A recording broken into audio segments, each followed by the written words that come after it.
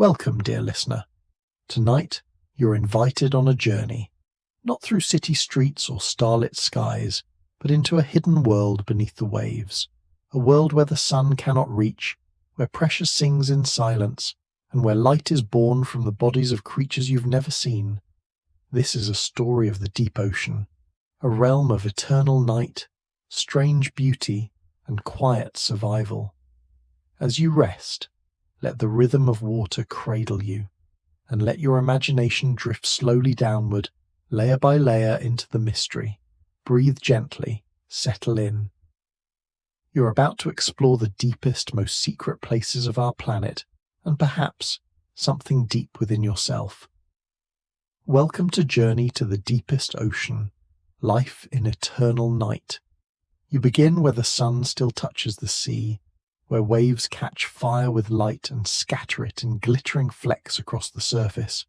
The ocean breathes here, loud and playful, filled with the calls of gulls and the sleek shimmer of dolphins slicing through salt. You float gently on the edge of familiarity, suspended between air and water, between what you know and what you're about to learn. The sea cradles you, and you let yourself sink just a little, lulled by its slow rhythm, its endless invitation. This is where the journey begins, not with a splash, but with a surrender. The surface world fades above you, not suddenly, but like dusk moving through the sky. Light dims, softens, slips into blue, then deeper blue, then blue so dark it feels like memory. You are drifting now, carried more by gravity than choice, and yet there's no fear, only wonder. You pass through the sunlight zone where coral reefs bloom like underwater cities, and schools of fish flash in synchronized bursts of silver. Here, life is bold and colorful, loud with motion. But you're going deeper, and with each meter you descend, a hush begins to settle in your chest, down through the twilight zone where light lingers like the memory of a dream. It stretches thin, becomes silver and ghostly, touches only the edges of things. The fish here are fewer, their colours dimmed, their movements more cautious. They know the shadows better than the light. This place is colder, quieter. The pressure begins to press gently against your body, not painfully, but insistently. You're no longer a visitor.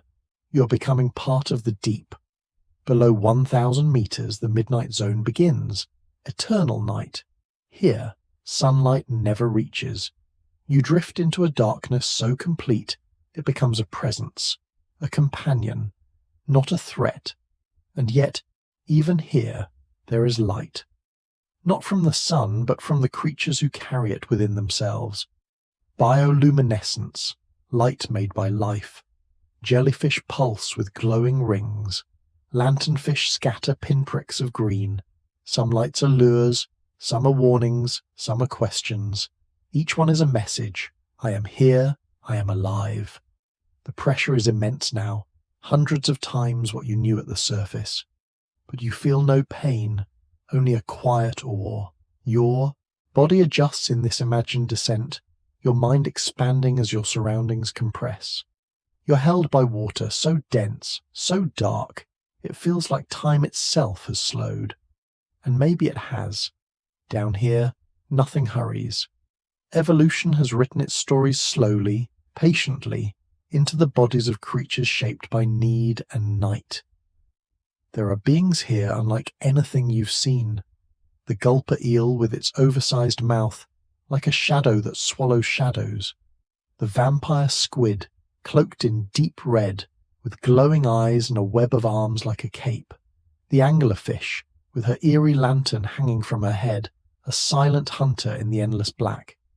They do not startle you, they intrigue you, because you are not here to conquer. You are here to listen. You begin to realize that darkness is not empty. It is full of mystery, of movement, of meaning. In the absence of light, other senses bloom. Touch, vibration, chemical signals.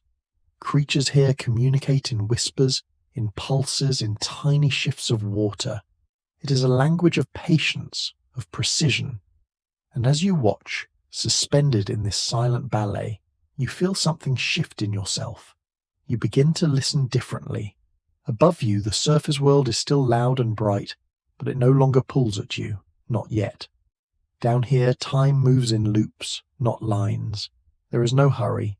There is only the rhythm of slow survival, the choreography of life finding ways to exist where it seems impossible. And yet, nothing here is panicked. The animals of the deep are not desperate. They are adapted, perfectly tuned to a place that looks harsh, but holds its own quiet peace.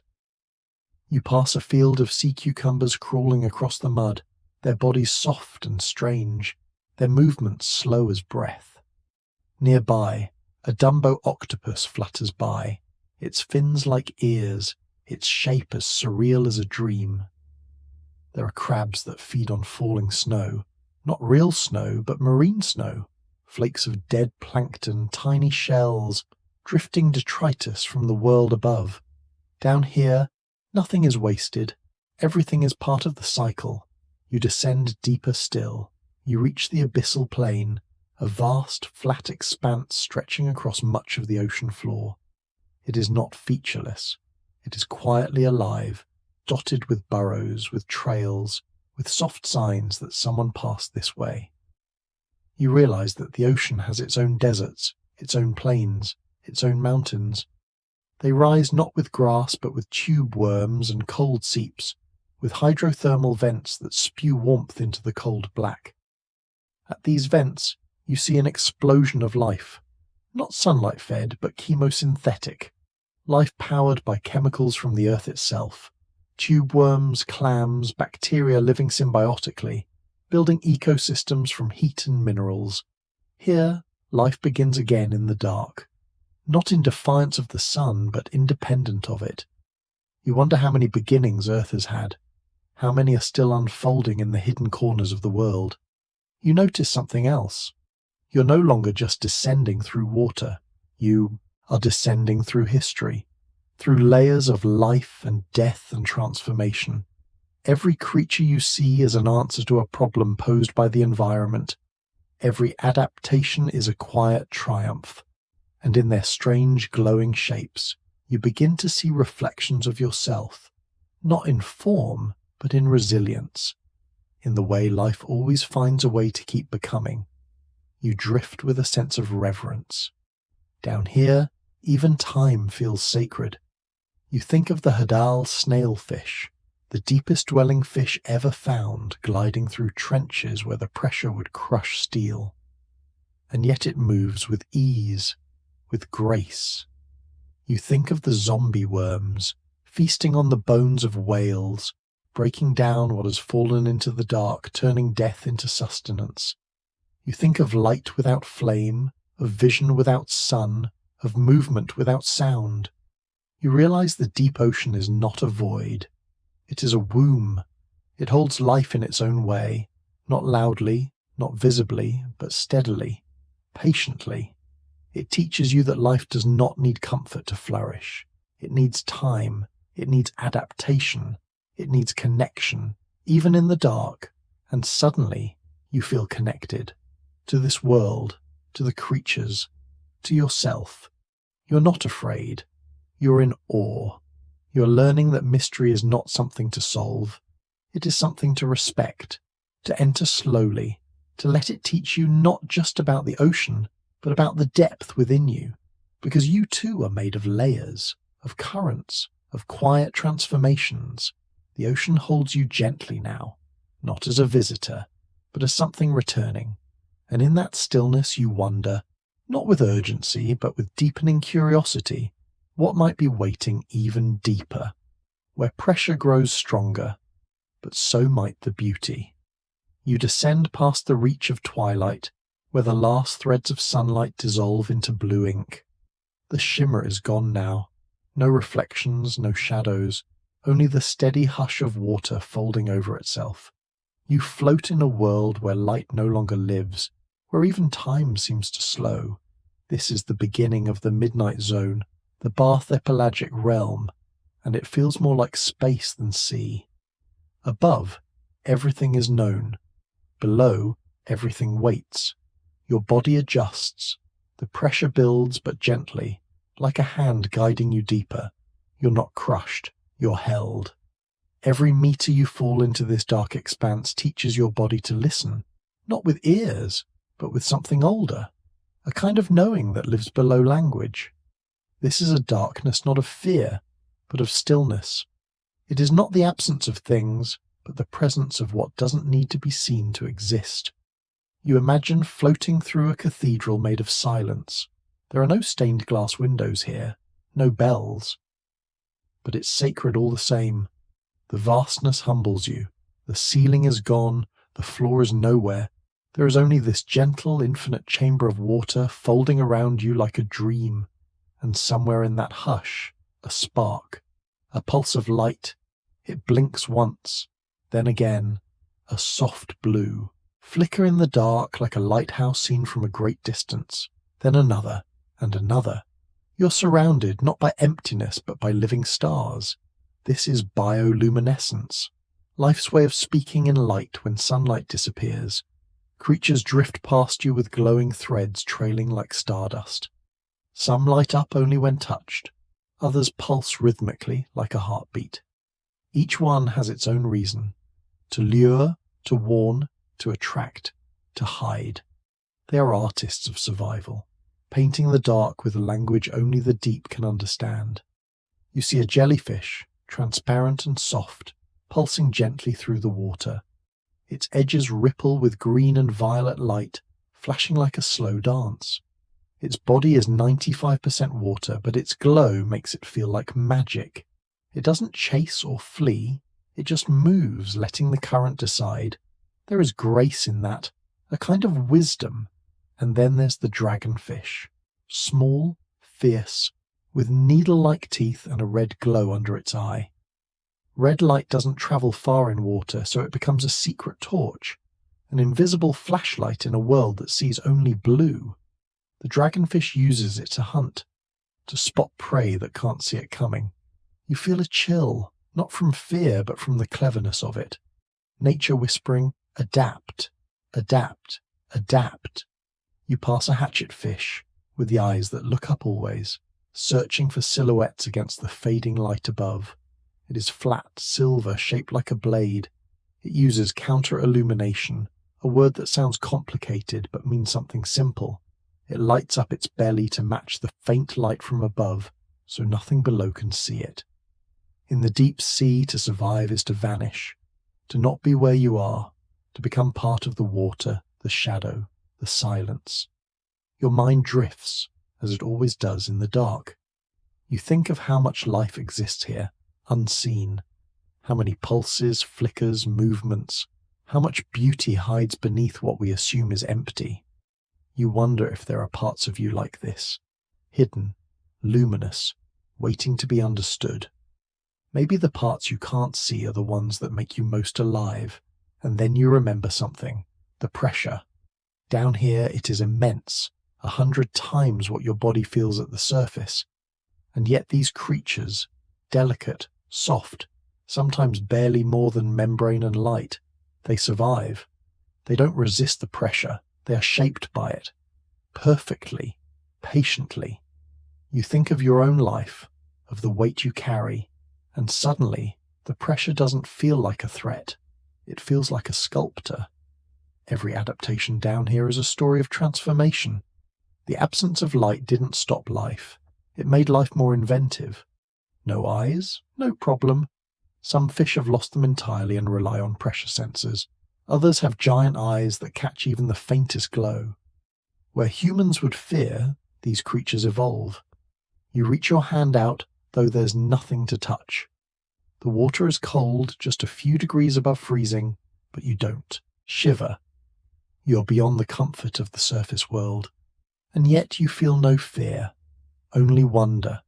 The kind of wonder that doesn't need answers, just presence, just breathe, just drifting with eyes open. There's a kind of peace in darkness when it becomes familiar. Your eyes don't strain anymore. Your body doesn't fight the pressure.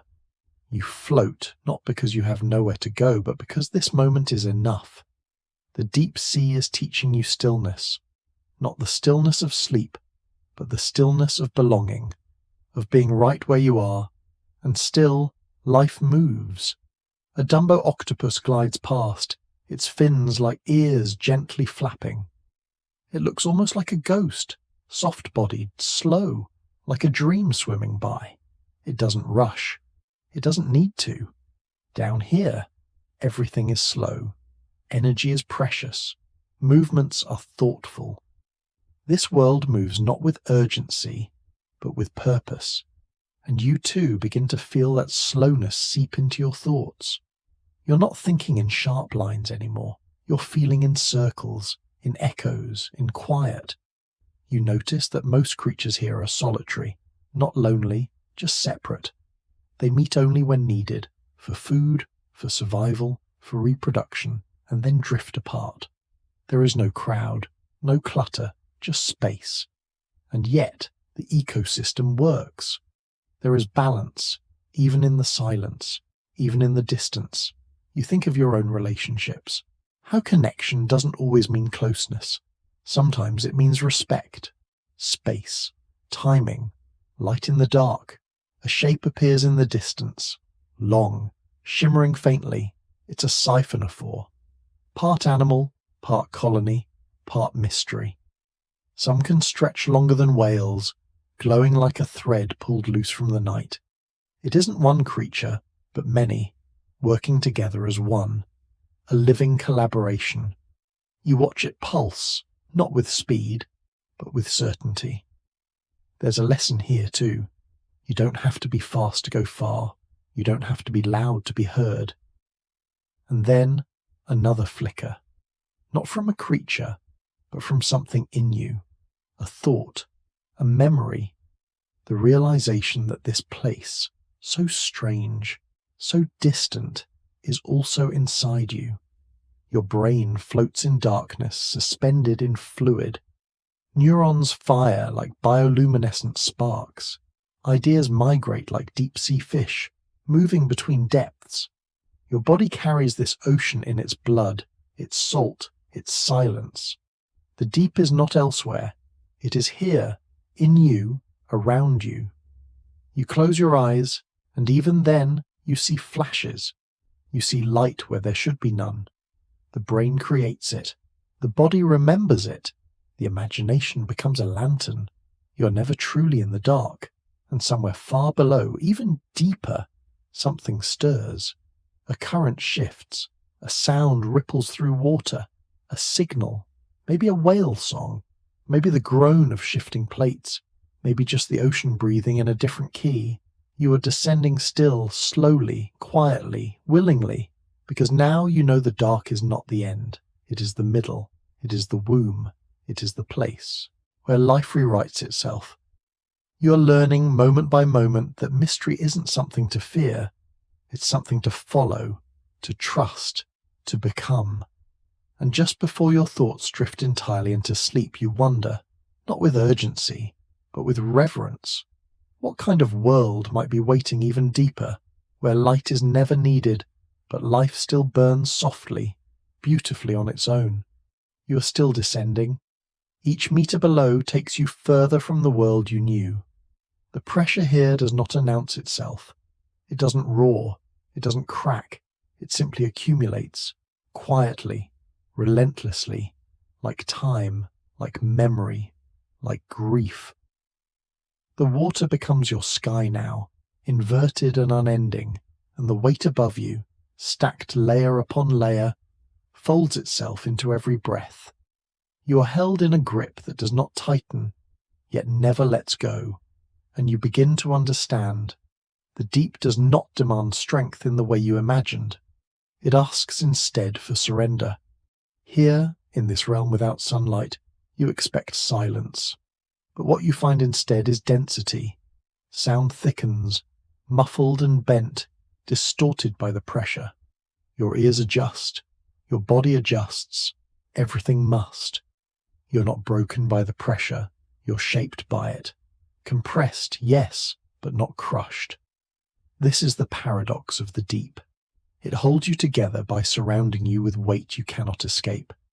And somehow that becomes comforting, not constricting, but containing, not suffocating, but centering. You think of the creatures that live here, in the midnight zone and below, beings who have never known light, only pressure. Their bodies are made not to resist, but to belong. Their bones, if they have any, are flexible. Their structures soft. They move like breath, like whispers, perfectly adapted to a place most would not survive. The Hadal snailfish, for instance, glides through trenches miles below the surface, a creature whose very cells are built to withstand the crushing weight. Its enzymes don't fail under pressure. They thrive. You begin to wonder, could you be more like them? Not in biology, perhaps, but in spirit. Could your mind become soft like theirs, yielding without collapsing?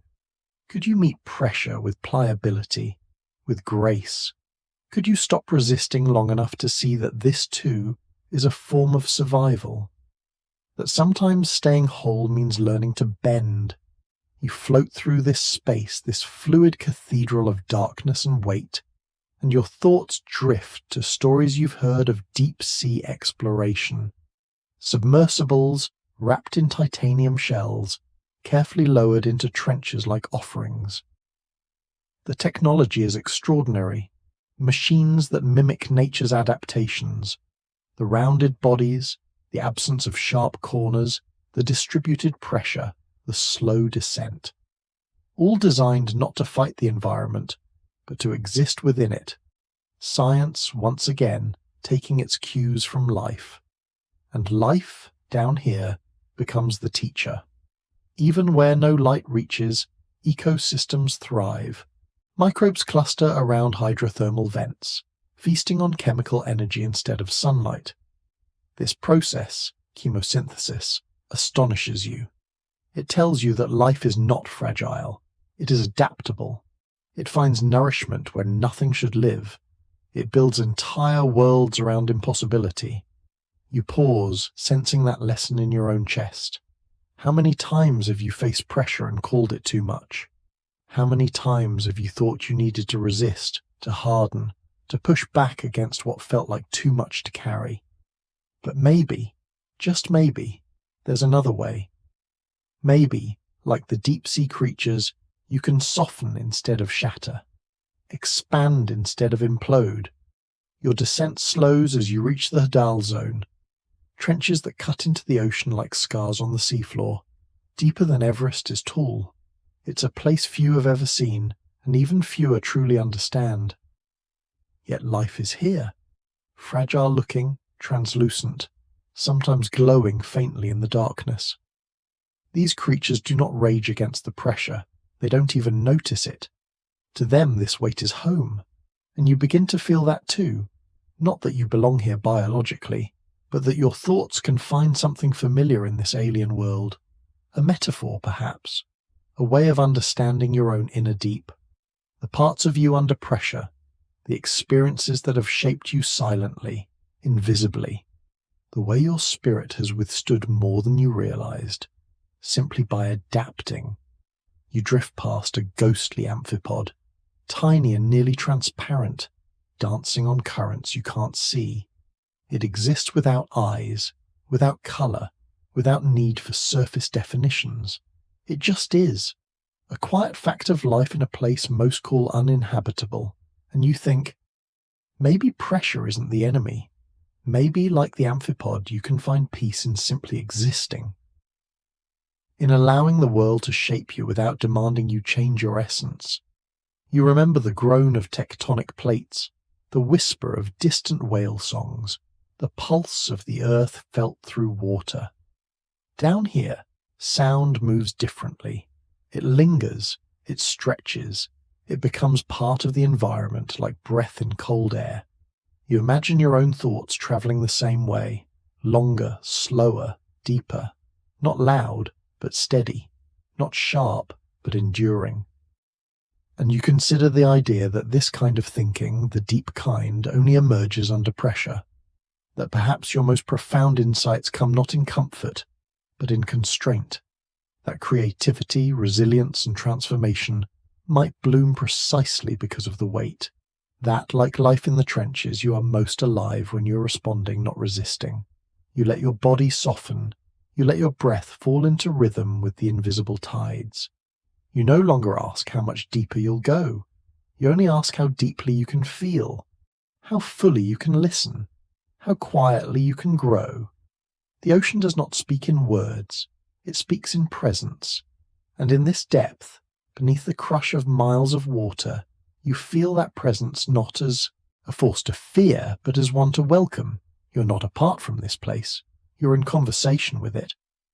And that conversation is changing you. You think again of hydrothermal vents, black smokers they're called, gushing mineral-rich water into the sea. Around them life clusters in abundance. Giant tube worms, clams, and blind crabs, thriving in what should be unlivable conditions. And it makes you wonder, where are your own black smokers? The places in your life where, despite the pressure, life erupts. Where creativity pours from what seems like rupture. Where beauty grows not in spite of difficulty but because of it. You do not need answers now, only the willingness to ask, to wonder, to let the questions settle like silt, to be sifted through by the currents of time. The deep sea holds no clocks, only cycles, only slow rhythms, and in its stillness you begin to feel your own cycles shifting, your own rhythm softening, your own self stretching gently to meet the shape of this new understanding. You're learning to live with pressure, not as burden, but as boundary, as a kind of skin, not something to fight, but something to feel, and through that feeling to become more yourself, and somewhere ahead, deeper still, a flicker of blue pulses faintly in the dark. Not sunlight, something else, something made by life itself. You float toward it, not with urgency, not with fear, with wonder. The pressure holds you still, but the cold begins to speak. Not in words, but in a hush that wraps itself around you, like silk spun from silence. The deeper you drift, the colder it becomes, a kind of cold that doesn't bite, doesn't sting. It slows, it settles, it seeps into your thoughts until even your imagination breathes more slowly. This is the kind of cold that keeps things, preserves them, not with ice, but with time stretched thin and quiet. The kind of time that doesn't count seconds. It listens, it waits, it remembers. You float in a world where motion has forgotten urgency, where the temperature hovers just above freezing, a steady 2 to 4 degrees Celsius, not dead cold, just cold enough to still the rush of metabolism, to pause the race of living things. In this cold, everything moves differently, not because it is weak, but because it is wise. Even you, wrapped in the folds of this quiet, begin to feel time slow down inside your body. Your thoughts no longer race forward. They circle, they spiral, like currents you can't see, only feel. You pass creatures made of shadow and shimmer. Many of them drift more than they swim. Their movements are sparse, efficient, like the slow turning of pages in a book meant to last forever. The cold protects them, not just from decay, but from the need to rush. Their lives stretch long, not because they fight the cold, but because they live with it, because their chemistry whispers instead of shouts. Some fish in this region, like the Greenland shark, may live for hundreds of years, gliding through the cold like old thoughts through deep sleep. No hurry, no flame, just persistence. You feel your body respond, your heartbeat slows, your muscles soften. You're no longer a visitor in a strange place. You're becoming part of it, adapting, listening, breathing in rhythms older than your memory. There is a lesson in this stillness, that energy isn't always something to be spent. Sometimes it's something to be stored, held close, released slowly, like a story told in whispers over generations. You realize now how important cold is to life, not as an enemy, but as a sculptor. It shapes what survives, it refines what remains. Bacteria drift in these deep, cold waters, metabolizing so slowly that a single cell division might take decades. In their pace, they teach you about endurance, about presence, about patience that doesn't seek reward. And perhaps, in your own mind, you sense how your dreams have quiet chambers like this too, places you visit only when you stop trying to get somewhere. You see a field of glass sponges, pale and ancient. They grow on the sea floor, some older than entire civilizations. Their bodies are porous, their skeletons delicate and light. Yet they have survived thousands of years in this cold. They feed on particles carried by currents so gentle they can barely be measured. And yet, that's enough. Here, enough is never more than what is needed. The cold teaches that. You think about time differently now, not as something that slips away, but something that gathers, collects, preserves. You imagine an old notebook kept in a drawer. The pages yellowed, the ink faded, but still there, still readable, still waiting to be opened again. That's what this cold feels like. A notebook the earth has kept at the bottom of the sea, storing its quiet secrets. You wonder what other memories live down here, what else has been kept whole by the cold. Somewhere nearby, a snailfish glides between rocks. Its body looks soft, almost translucent, yet it thrives in pressure and cold that would crush or freeze anything unprepared. It doesn't resist. It has become the environment. Its softness isn't weakness, it's precision. It knows how to be here. And as you watch it disappear into the dark, you wonder, what would it mean for you to live like that? To meet cold not with armor, but with adaptation. To meet time not with schedules, but with surrender. You descend further. The silence grows thicker. It isn't empty. It is full of what has been waiting. The cold, the pressure, the dark. They're not barriers anymore. They're invitations. They say, slow down, sink in, be here. And in being here, you start to understand something you didn't before. That time is not always forward motion. Sometimes it is stillness that lets things last. You see a colony of zombie worms feeding on the bones of a whale that sank long ago. They have no mouths, no stomachs, yet they thrive by dissolving bones with the help of symbiotic bacteria. In their strange, elegant way, they show how life reclaims even what seems lost. The cold has kept the whale's skeleton intact long enough for an entire ecosystem to form. It is not decay. It is transformation, slow and sacred. And you begin to believe that maybe the same is true inside you. Even your breath feels different now, slower, deeper, as if your lungs know the rhythm of the ocean, as if your body has always remembered how to float here, in this slowness, in this waiting. You recall stories of ancient shipwrecks found perfectly preserved in the cold depths, wood unrotted, metal unstained. The cold keeps memory, it honors form, and maybe in some way it honors you too. You're not the same person who entered this water. You have been stretched, softened, cooled, not frozen, just slowed to a truer rhythm. You understand that cold is not the absence of life. It is the space in which life learns how to endure. It is where urgency fades and essence remains. You remember how seeds stay dormant for years in frost-covered ground, waiting for a single touch of warmth. You remember that you too have seeds inside you, ideas, dreams, questions, and maybe they need the cold. You think of the planet's poles, the Arctic and Antarctic, and how much carbon, how much memory they store in ice. Core samples pulled from glaciers reveal history in trapped bubbles of air. Each layer of ice a year, a season, a breath. The cold is a library, a patient one. And you, now part of it, feel honoured to be allowed in. In the quiet you remember your own past. Things you forgot you remembered. Places you once loved. Moments that still glow, not brightly but steadily. The cold doesn't erase emotion. It clarifies it. It sets it in crystal, so it can be held, so it can be revisited, so it can be understood slowly, layer by layer, breath by breath. And you wonder, not with rush, not with need, but with gentle openness, how much of you has been preserved, waiting for the right moment to return? How many thoughts, how many pieces of yourself have been held in your own deep waters, cooled, quieted, and kept? You're not forgetting, you're storing, you are preparing. There is movement ahead, a shimmer, not fast, just new.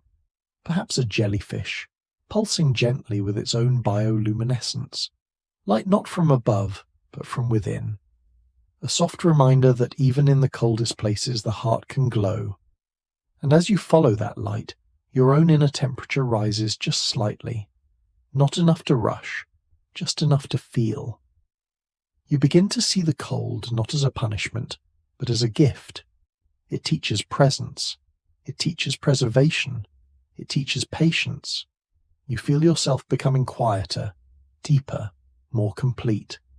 Not in a finished way, but in a held way, a kept way. And in that stillness you realize something profound, that waiting is not wasted time. It is the time that makes becoming possible. As the jellyfish disappears into the dark, you do not follow quickly. You let it go. You stay still. You let the cold hold you a little longer. Because you know now that something important is being preserved inside you too. And just before you drift into sleep, deeper and slower than before, you wonder, not with urgency, but with quiet trust, what it means to become something worth preserving. Suddenly there is light, not the bold, blazing light of the sun, not the golden shimmer of dawn on ocean crests, but something gentler, stranger. From deep within the blackness a flicker stirs. It moves like a thought forming, a memory surfacing. One point of glow, then another. Dots, streaks, pulses. At first you think it's your eyes adjusting, imagining fireflies underwater. But no, these lights are real.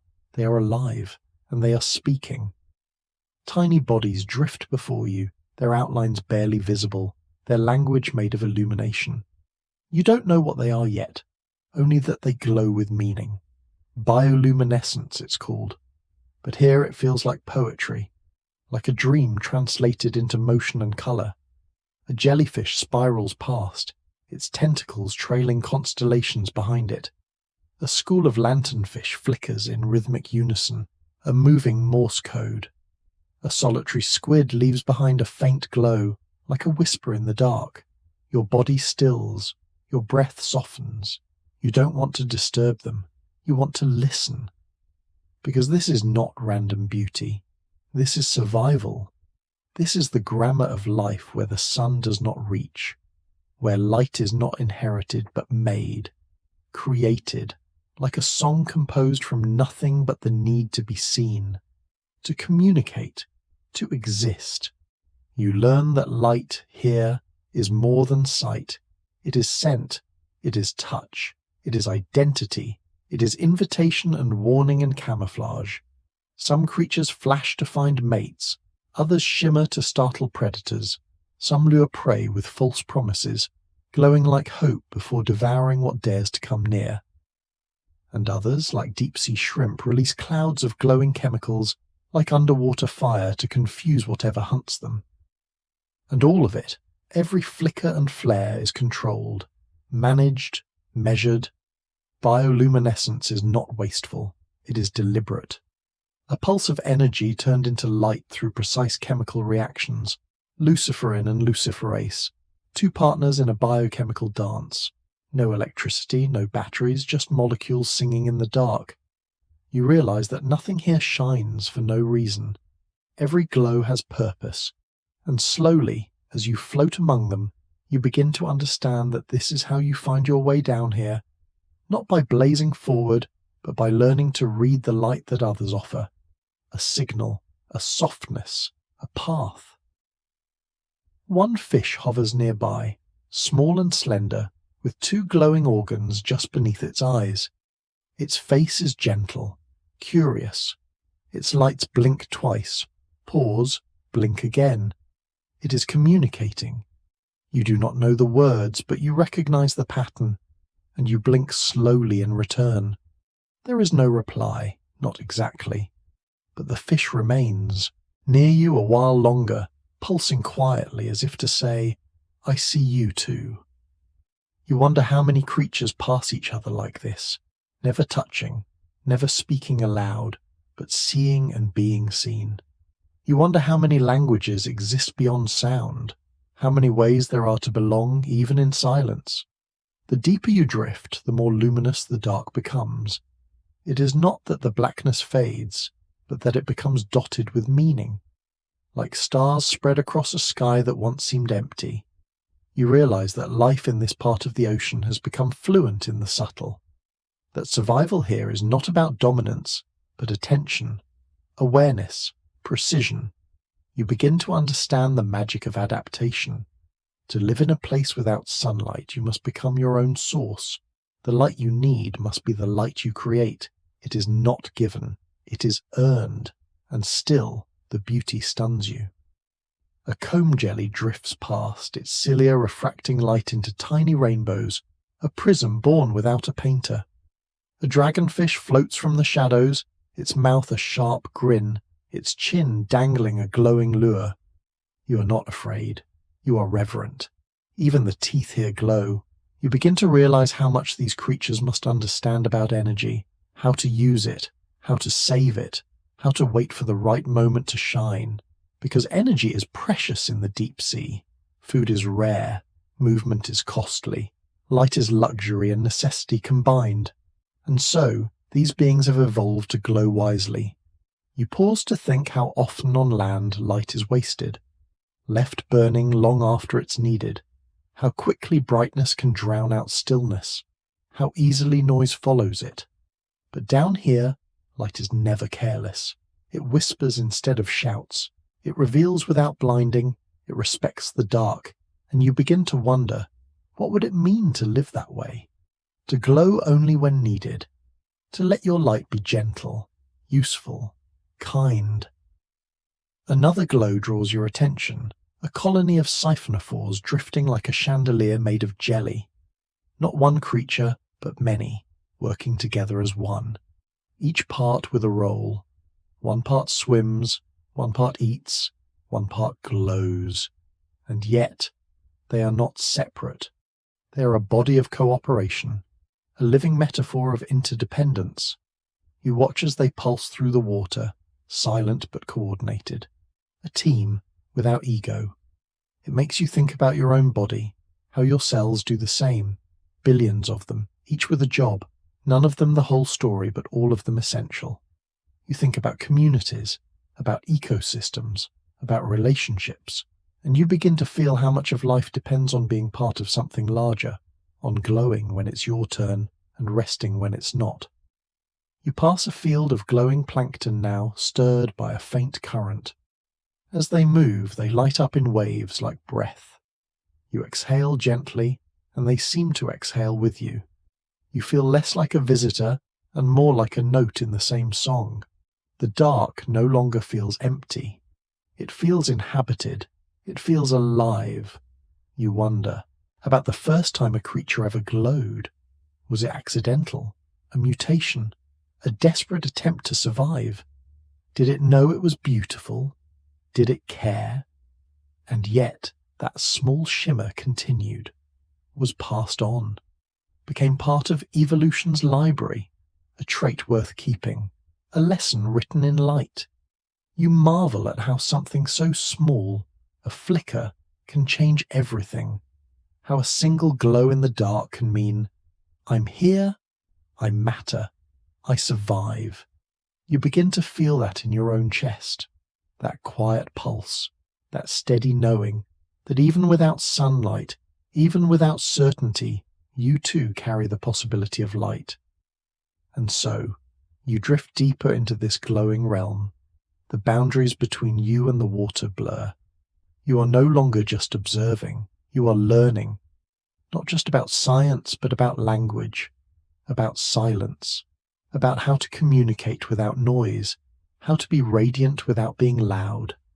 And in that stillness, something inside you begins to shine, not with brightness, but with warmth, with recognition, as if a part of you remembers how to speak in flickers, as if you too once knew how to glow. The ocean around you dims and brightens in soft rhythms, as if breathing, as if sighing with you. And slowly your mind quiets to match it. You feel your thoughts flicker like the jellyfish, come and go, appear and dissolve. You understand now that this is what adaptation looks like, not just physical change, but emotional wisdom. The capacity to respond to darkness not with panic, but with creation, with light. As you drift deeper, the lights thin. The ocean grows quieter again. But you're not afraid. You carry the memory of brightness. You carry its lesson. You know now that light is not a place, it is a practice. And somewhere just ahead, barely visible, another flicker appears. Different this time, not alive, but mechanical. A blinking red dot, a machine, a submersible maybe. Evidence that even humans, curious and persistent, have followed these lanterns down. But you don't follow the machine. You stay with the glow that lingers in your chest. And as you close your eyes, beginning to drift even deeper, even slower, you wonder, not with fear but with calm curiosity, what might come next in a world where glowing isn't a miracle, but a language of becoming. You drift deeper, still held in the glow that now pulses from within. The last whispers of bioluminescent light fade behind you, and in their place comes something else. Not brightness, but shape, form, silhouettes moulded by need, sculpted by time. Down here, light is not the architect. Pressure is, hunger is, silence is. And in this pressure-forged cathedral, life answers not with noise, but with form. The water grows heavier again, though you no longer measure it in pounds or meters. You measure it in patience, in wonder. You move slowly, gently, like a thought becoming clear. And as your eyes adjust once more, you begin to see them, beings of impossible proportion and improbable grace. At first, they look strange, grotesque even, mouths that gape wider than their heads, teeth like bent needles, bellies that swell like parachutes. But the longer you look, the more that strangeness softens. It becomes sense. It becomes survival. You meet the gulper eel, a creature whose jaw can unhinge wider than its body. Its stomach can stretch to hold prey larger than itself. It is not greedy. It is efficient. Down here, food is rare. Meals do not arrive on schedule. The gulper does not plan. It adapts. It accepts what comes and makes room. You move past the fangtooth, whose teeth are so long they curve into its own skull. It does not chew. It seizes, and it survives. Its skin is armor, not ornament. It carries the look of ancient scars, not recent wounds. It is built not for speed, but for certainty. Then, the barrelly fish, transparent skull, tubular eyes. Its gaze can rotate upward to see prey silhouetted against faint starlight from above, or forward when hunting. Its head is glass, its mind a periscope. You watch it hover, motionless, a living sensor array tuned to quiet signals you cannot hear. Each creature here has made a kind of agreement with the deep. It has let go of unnecessary things. It has traded beauty for function, or maybe you begin to think it has simply redefined beauty. The vampire squid appears next. Not a vampire, not a squid. A creature of disguise and drift. Its cloak-like arms unfurl slowly, revealing photophores, light-producing organs that pulse like galaxies. It does not chase. It does not flee. It floats calmly, conserving energy, its name a misunderstanding. It lives not in horror, but in elegance. You notice something else. These creatures are soft, not weak, pliable, flexible. Their bones, if they have any, are light. Their bodies give instead of resist. In a world where pressure can crush steel, the secret is not to harden, but to yield. This truth settles into you like sediment, fine and slow. You realize the creatures of the deep do not fight their environment. They embody it. They shape themselves around it. And in that shaping they thrive. There is the tripod fish, standing on 3 long fins like legs, facing into the current. It waits, motionless. It doesn't hunt. It receives. When food drifts by, it opens its mouth like a flower. There is the snailfish, found in trenches deeper than any mountain is tall. It has no scales. Its body is gelatinous, translucent. It looks fragile, but it is not. It is tuned, calibrated, alive in a place no human body could withstand. And you think of your own body now, your own shape, the way you've spent so much time trying to control it, define it, resist change. But down here, you feel the opposite. You feel yourself softening, bending, becoming something else, not weaker, truer. In the stillness, your thoughts begin to mimic the animals you observe. You stop chasing ideas. You let them drift. You watch them, let them settle. You start to learn from the strategy of the deep. Take only what you need. Conserve energy. Trust stillness. Let your form respond to your surroundings. You remember how in the upper ocean, speed was everything. Survival was movement.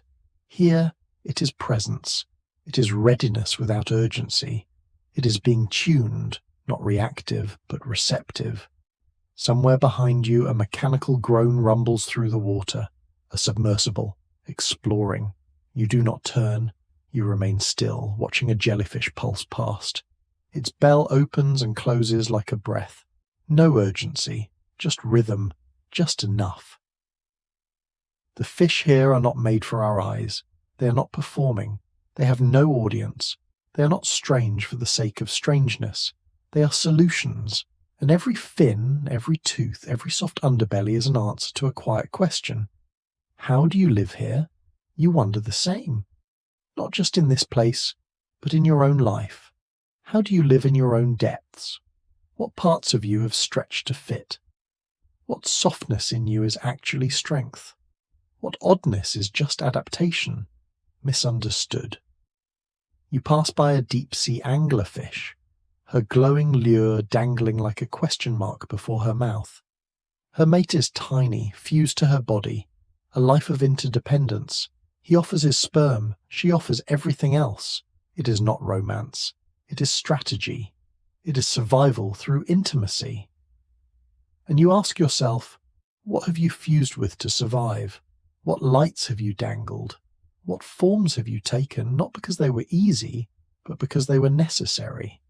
The shapes around you begin to feel like mirrors, not in appearance, but in essence. They reflect a way of being that is honest, unashamed. They do not hide their adaptations. They are their adaptations. And suddenly, that feels beautiful. You drift past something new, a creature with wings like silk, trailing bioluminescent threads. It doesn't match anything you've seen in books. It isn't in the database. It has no name, but it exists, fully, gracefully, without explanation. And that too teaches you something, that you do not always have to be understood to be valid, that your shape is your story, even if no one has read it yet. The water grows even darker now. You do not fear it. Your eyes have changed, or maybe your seeing has. You feel less like a visitor now, more like a current, like a part of the pattern. The creatures begin to thin out. Fewer bodies, more space. But the space does not feel empty. It feels expectant. You breathe slowly, evenly. You're not rushing, you're waiting. Because now you know, survival is not about resisting the world. It is about responding to it with honesty, with form, with grace. And just before your thoughts drift again into sleep, you wonder, not with fear, but with curiosity, what kinds of worlds might exist where survival isn't just about shape, but about community, about connection, about weaving together. You rise slowly and gently, like a thought returning to the surface after wandering through deep waters. There is no rush. The sea behind you is not left behind. It moves with you now, like a rhythm in your chest, like the echo of something ancient and tender that still hums in your blood. What you have seen, what you have felt, what you have become, it all lingers. It doesn't vanish just because the journey ends. The pressure of the deep, once distant and unknowable, now feels like memory. You carry the silence of trenches, the flicker of bioluminescent trails, the soft unravelling of whale bones turned into gardens. You carry machines that listen in the dark. You carry the snailfish, the siphonophores, the invisible migrations of vertical travellers, rising and falling like breath. They are all part of you now, not separate curiosities, but intimate reflections, each a ripple in the quiet pool of your own becoming. The ocean has taught you something that cannot be charted, not by maps, not by data. It is a knowledge older than language and softer than light. You have learned to feel your way through it, not with your hands, but with your presence. You have become a listener, not for noise, but for pattern, for meaning, for connection. And in that listening, you have found yourself. You have found the part of you that was always more fluid than fixed, the part that stretches toward wonder without needing to grasp it, the part that rests comfortably in the unknown. Above you the surface still waits, trembling with sky and wind and all the brightness of the day. But it no longer feels like the only place you belong. The deep has opened something in you, a door that cannot be closed, a gentler way of seeing. You understand now that to witness something with care is to be changed by it, that naming the nameless is an act of love, not conquest, that knowing does not have to mean owning, and that exploration is not always a forward march, but sometimes a quiet drift downward, toward depth, toward humility. And in this depth, you discovered that life is not always loud or fast or obvious. Sometimes it is slow. Sometimes it is translucent. Sometimes it lives on bones. Sometimes it speaks through light or through silence. Sometimes it waits for centuries just to be seen once, briefly, and then vanishes again into the folds of the world. And you, floating here, on the threshold between dream and waking, have been given a rare gift, the chance to witness life in its most hidden forms, and to return with that memory glowing softly inside you. You remember now the moments when everything changed, when you saw that glowing fish drift by like a lantern in the dark, when the whale fell and turned into a garden, when the robots hummed beside you, listening, when you felt the pulse of the deep migrations rising around you like a tide of breath. You didn't just see them, you felt them, you joined them, and in doing so you realized something simple and profound. You are not separate from this world. You are threaded into it, like kelp, into current, like light into water. You belong here, not just as an observer, but as a part of the story. The ocean within you is not metaphor, it is fact. The salt in your tears, the rhythm of your heartbeat, the silence in your thoughts. You are made from water older than memory. You are built from atoms that once drifted through the sea. You rise now not just from sleep, but from a kind of remembering, a return to the source, and it changes how you see everything else. Clouds become ocean turned upward, rivers become veins, breath becomes tide, even silence becomes full of voices, full of presence. The journey is ending, but it is not over. You will wake, yes. You will move forward into your day, into your life. But you will carry this with you, this sense of awe, this gentleness, this new way of knowing. You will find the ocean in strange places, in the pause between two words, in the gaze of someone curious, in the stillness before a choice. You will remember that exploration is not always a voyage outward. Sometimes it is a soft turning inward, and in that quiet turning you might begin to ask new questions. What else have we overlooked because it was silent? What else has lived beside us, unnamed, unrecognized, because it did not ask to be seen? What other mysteries are already inside us, waiting, not to be solved, but to be honoured? The world is wide, the ocean is deep, but your inner landscape is no smaller. You're vast in your own way, you're shaped by tides unseen. Somewhere, far below, a snailfish glides between trenches. Somewhere, a robot blinks, recording the heartbeat of the seafloor. Somewhere, a whale falls and life blooms from its bones. Somewhere, a scientist looks at a blurry image on a screen and whispers the name of a new species, a name the world has never heard before. And somewhere, right here, you lie still, wrapped in thought, wrapped in sleep, wrapped in story. You're no longer a stranger to the deep. You are part of it now, and the ocean, patient and endless, has made room for you. Thank you for listening. Stay tuned for more bedtime journeys into the quiet corners of science and wonder. Until then, good night, and don't forget to like, share, and subscribe.